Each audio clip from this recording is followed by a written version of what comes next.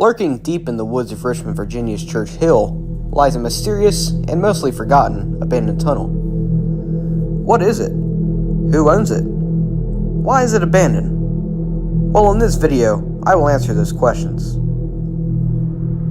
First, we need to understand the history of transportation in Richmond, Virginia. Richmond was established in 1742 and became the capital of the Commonwealth of Virginia in 1780 during the American Revolution. The city is located along the James River just before the fall line. Because of the fall line, boat travel was difficult past Richmond into the Appalachian Mountains. A solution to this was made with the help of George Washington. This was known as the James River and Kanawha Canal. This provided a water route to the Kanawha River and eventually the Ohio and Mississippi River. The canal helped Richmond to become an industrial center. The coming of the railroads in the 1830s brought new opportunities to Richmond. The Richmond, Fredericksburg, and Potomac Railroad was chartered in 1836 and connected Richmond and the rest of the South with the North. In 1850, the RF&P reached Port Walthall in Richmond, which helped bring cargo from ships north to cities like Baltimore and Philadelphia. Another railroad that reached Richmond was the Virginia Central Railroad, which had originally been operated by the RF&P. The railroad had become independent and extended its line from Dawesville, Virginia, to Richmond.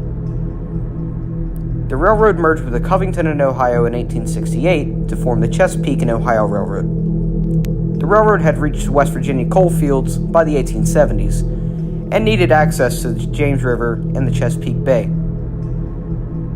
The solution was the Peninsula Extension. This went from Rocket's Landing south of Richmond's Church Hill district to Newport News, Virginia, where Collis P. Huntington had his new coal pier built. The new Peninsula subdivision needed to be connected to the Piedmont subdivision and rest of the trackage. Several solutions were considered. One of these was that the railroad would run down the streets of Richmond and turn east at Shockoe Bottom to run to Rocket's Landing. But this idea was controversial among residents and city officials. Another idea was to tunnel through Church Hill and go under the city to Rocket's Landing. The latter of the two solutions was ultimately chosen. The tunnel was to be built from 18th Street, then tunnel 4,000 feet to just north of Williamsburg Road and 31st Street. Construction started sometime around 1871, but wasn't without problems. The C&O had originally been building tunnels through the bedrock and the Appalachian Mountains, but the soil in Church Hill was blue marl clay, which changed with rainfall and groundwater. This caused deadly cave-ins during construction. Although the construction was troublesome, the Church Hill Tunnel was completed in 1873, the Peninsula Extension opened in 1881, and coal was exported in enormous quantities. In the 1890s, the C&O purchased the Richmond and Allegheny Railroad, which was built east from the Blue Ridge along the James River. This provided an alternative water level route to Richmond instead of the original Virginia Central line, which had steep grades at North Mountain.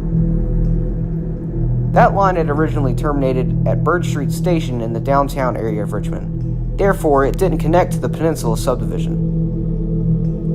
To connect the lines together, the C&O built a 3-mile-long viaduct which crossed over the Southern Railway and Seaboard Airline, which created what was at the time the only triple railroad crossing in the world. The viaduct connected to the Peninsula subdivision at what would become Fulton Yard. The viaduct is said to be the longest in the world and has several names including the James River Viaduct, the C&O Viaduct, and others. Along with this viaduct, the original Virginia Central line had been extended to connect with the viaduct just south of Main Street Station. This meant trains would no longer need to use the Church Hill Tunnel. With the new alternate routes being built, the Church Hill Tunnel fell into disuse for over 20 years. In 1925, the C&O started restoring the tunnel to add capacity to the railroad.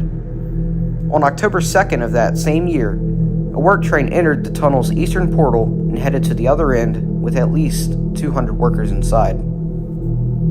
The work train consisted of C&O 440 number 231 and 10 flat cars. The engineer on the train was Thomas Mason. The fireman was Benjamin Mosby. Reports say the workers saw bricks fall from the ceiling and heard a rumble. The tunnel then collapsed on top of the train, rupturing number 231's boiler. 200 workers escaped out of the tunnel by climbing under the flat cars, and some say the workers were stabbed and pushed out of the way so that others could pass. After most of the people got out of the tunnel, several were unaccounted for. The engineer was killed and still trapped in the locomotive, while the fireman Benjamin Mosby had escaped but died hours later from burns caused by the boiler rupture. In the following weeks, workers drilled down from Jefferson Park to the engine below. They recovered missing bodies, including the engineer, but at least 2 men were never recovered. In 1926, the western end of the tunnel was sealed for safety reasons. This trapped the 440 locomotive and 10 flat cars inside.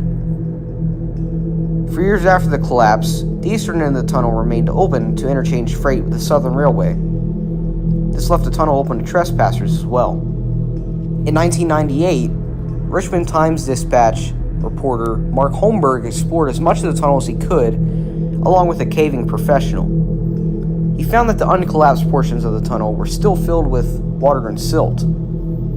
The C&O stopped interchanging with the Southern and removed the tracks leading up to the tunnel sometime in the 1980s. The eastern end was sealed about 100 yards into the tunnel.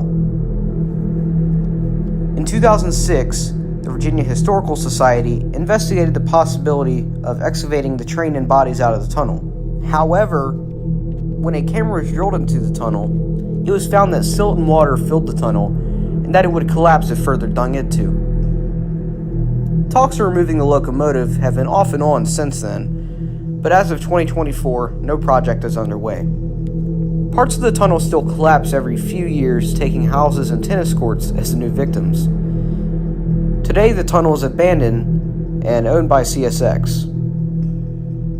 So in summary, the Churchill Tunnel was built as a connection between 2 rail lines, but it eventually became unneeded, and when it was being repaired, it collapsed, destroying any chance of it being used again. Though the future of the long-forgotten Churchill Tunnel is unknown, its history still haunts the city of Richmond to this very day. I'm Hunter Johnson, and thanks for watching this video. If you enjoyed, please consider liking and subscribing.